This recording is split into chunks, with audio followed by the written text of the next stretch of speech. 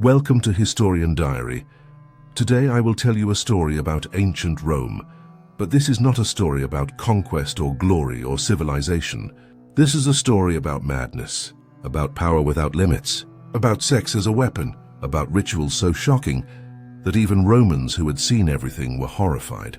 This is the story of Caligula, and what he did in the 4 years he ruled Rome. My hand is trembling as I read these ancient texts.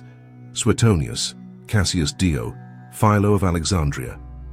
3 historians writing about the same man, the same emperor, and what they describe is so extreme, so perverse, that for 2,000 years people have asked, could this really have happened? Or is this the greatest propaganda campaign in history?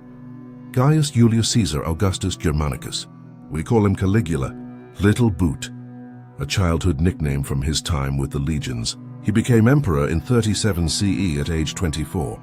The Senate loved him. The people adored him. He was young, charming, the great-grandson of Augustus. Rome celebrated. Finally, a new golden age. It lasted 6 months. Then something changed. Some say he had a severe illness, a fever that damaged his brain. Some say power corrupted him. Some say he was always mad, just hiding it. We don't know. But what we do know is that after those 6 months, Caligula became something else, something Rome had never seen before. Comment below where you're watching from, which city, which country, because what I'm about to tell you is documented in ancient sources, but it's also propaganda, and separating truth from lies is the historian's eternal struggle. Let me start with what Suetonius writes. He's our main source, writing around 121 CE. About 80 years after Caligula's death. Listen to what he claims. Caligula lived in habitual incest with all his sisters.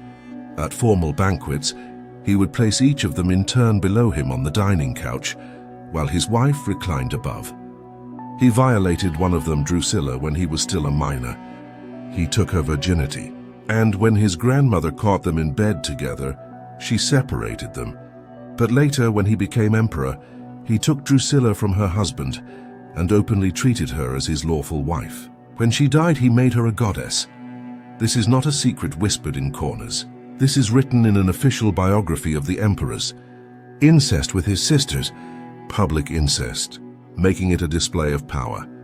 This is the first ritual, the breaking of Rome's most sacred taboo, family blood, the foundation of Roman virtue. And Caligula destroyed it deliberately. Publicly. As a statement, I am above your laws, but did it actually happen? Modern historians are skeptical. Very skeptical. Here's why. We have no contemporary accounts. No one writing during Caligula's reign mentions incest. It only appears decades later, in sources written by senators who hated him, who wanted to justify his assassination. Incest was the ultimate Roman accusation. The worst thing you could say about someone. So was it real? Or was it political character assassination? We don't know. But the pattern continues. Because Suetonius doesn't stop there, please like this video. What comes next is even more disturbing. Suetonius describes what happened at the Imperial palace. He writes, Caligula set up a brothel in the palace. He furnished several rooms with appropriate furniture. He filled them with freeborn women and boys. Then he sent his pages around the forums and basilicas, inviting men of all ages to come and enjoy themselves. When they arrived, he lent them money at interest. And clerks openly recorded their names under the heading, Contributors to the Imperial Revenue. Read that again. The Emperor of Rome, turning the Imperial Palace into a brothel. Not hiring prostitutes, taking freeborn Roman citizens, women and boys, and forcing them into sexual service, then charging customers and recording their names publicly. This is not just sexual depravity. This is systematic humiliation. This is power expressed through forced prostitution. This is what I call a ritual, not a religious ceremony, but a repeated, systematized practice designed to demonstrate absolute power, to break people, to show that the emperor owns not just their property, not just their lives, but their bodies, their dignity, everything. But again, we have to ask, did this happen? No archaeological evidence exists. No contemporary accounts mention it, only Suetonius writing 80 years later. Only Cassius Dio writing even later. Both hostile sources, both with political agendas. So is this truth or propaganda? The problem is we can't know for certain, but the pattern of systematic sexual humiliation appears in every source. Different details, but the same theme. Caligula used sex as a weapon of terror. Where are you watching from? Comment below. And if you're finding this disturbing, you should. Because even if half of this is exaggeration, what remains is horrifying. Let me tell you about the banquets. This is where the rituals become clearest. Suetonius describes Caligula's dinner parties. He would invite prominent married women to banquets. As they passed by his dining couch, he would examine them carefully like a slave dealer appraising merchandise. He would lift their chins with his hand if they lowered their faces in modesty. Then, whenever he felt like it, he would leave the dining room with whichever woman pleased him most. A short time later, he would return with signs of what had just occurred still visible. Then he would openly discuss her performance in explicit detail, praising or criticizing her body and sexual skills. This is ritualized humiliation. The husband is there, at the banquet, watching, unable to stop it. Because if you resist the emperor, you die. Your family dies. Your property is confiscated. So you sit there, and you watch. And you say nothing. This is not about sex.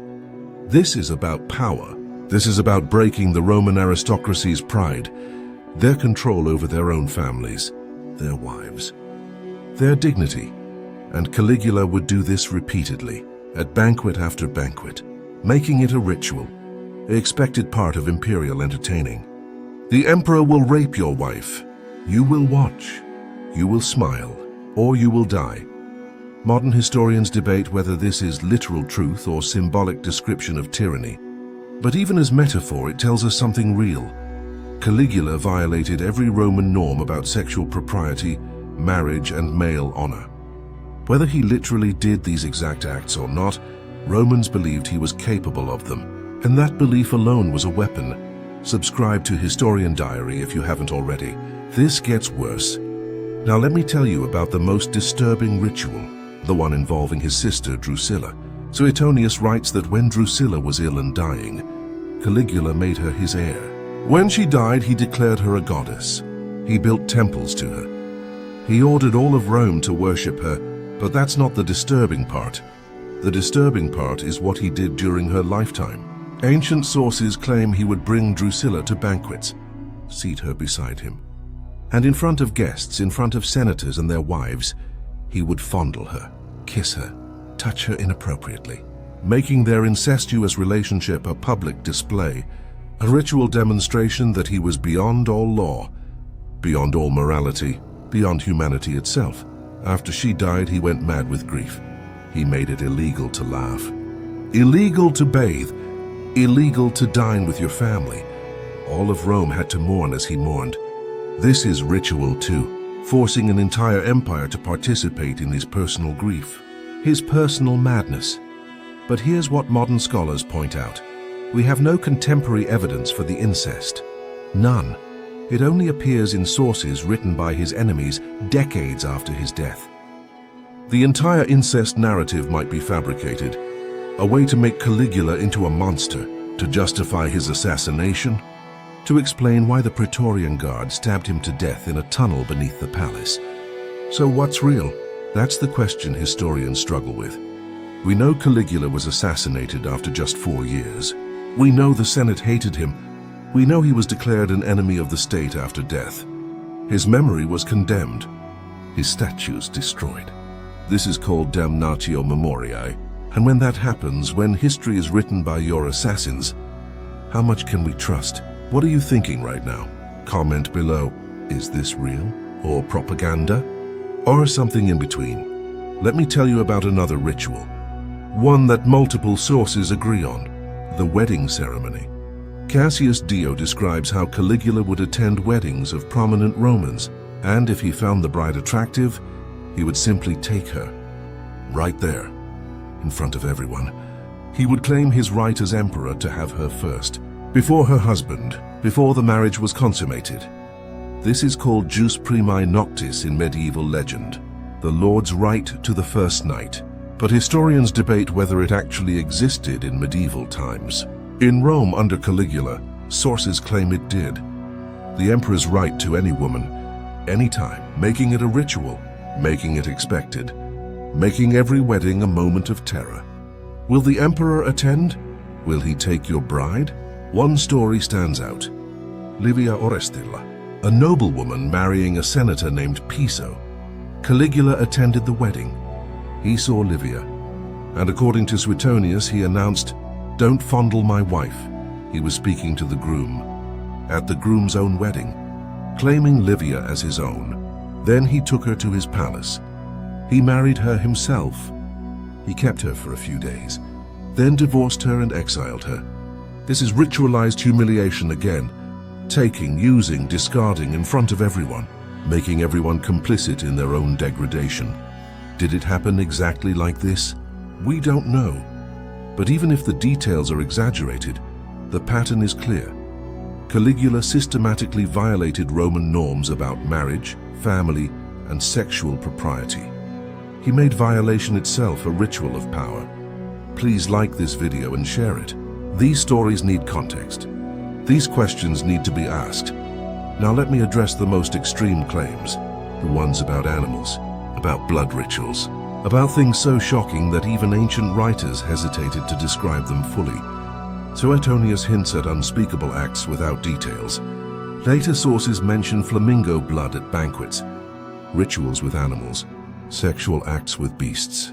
These appear in fringe sources and medieval retellings. Modern scholars are nearly unanimous.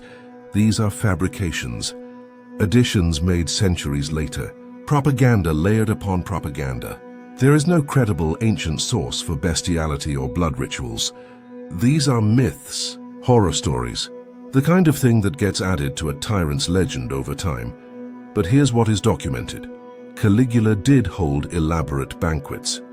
He did spend enormous amounts of money. He did empty the treasury. He did humiliate senators. He did execute people on whims. He did declare himself a god while still alive. He did build a bridge of boats across the Bay of Naples just to ride across it, because someone said it was impossible. He did make his horse Incitatus a consul, or at least threatened to. These aren't sexual rituals, but they are rituals of power. Demonstrations that the emperor can do anything. Break any rule, waste any resource, make any absurd thing happen because he is emperor, because he is God, because no one can stop him until they did. On January 24th, 41 CE, 4 years into his reign, Caligula was walking through a tunnel beneath the palace. Members of the Praetorian Guard, his own bodyguards, attacked him. They stabbed him 30 times. They killed his wife Caesonia. They killed his infant daughter by smashing her head against a wall. They killed everyone. They erased him. And then they wrote his history, or rather, their version of it. The incest, the brothel, the humiliations, the madness. How much is real? How much is propaganda? We'll never know for certain. What we do know is this. Caligula ruled for 4 years. In that time, he became so hated that his own guards killed him. The Senate celebrated. They tried to restore the Republic. That's documented. That's fact. So something terrible happened. Whether it was exactly as described or something else entirely, we know Rome was willing to commit murder to end it. If you've watched this far, thank you. I know this was disturbing, but history isn't always comfortable. Comment below, what do you believe? Real accounts?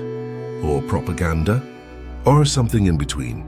I am a historian, and my job is not to give you easy answers. My job is to show you the evidence, to show you the questions, to make you think.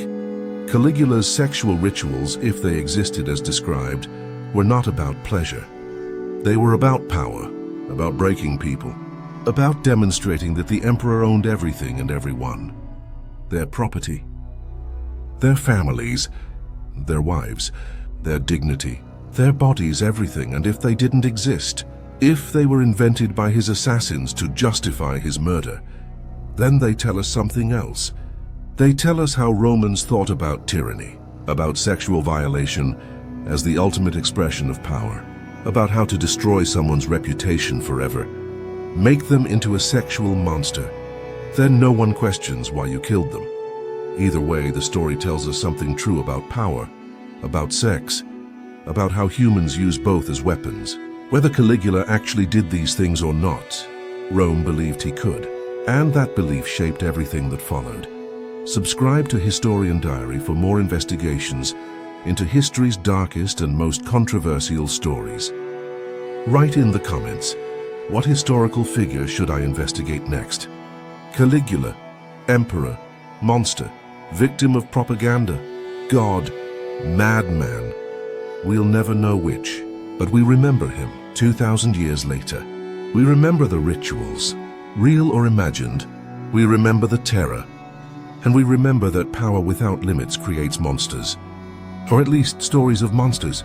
Thank you for watching Historian Diary. See you next time.